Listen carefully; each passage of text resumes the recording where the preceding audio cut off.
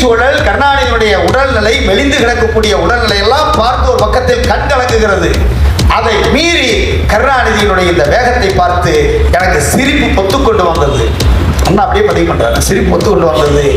நான் சிறைச்சாலையிலிருந்து வெளியிலே வருகிற போது, நேரமாகிவிட்டது என்று காவலர்கள் சொன்னார்கள். சிறைச்சாலையிலிருந்து வெளியிலே வருகிற போது அங்கே எழுதியிருந்தார்கள், தன்னை வெல்வான் தரணியை வெல்வான் என்று எழுதியிருந்தார்கள்.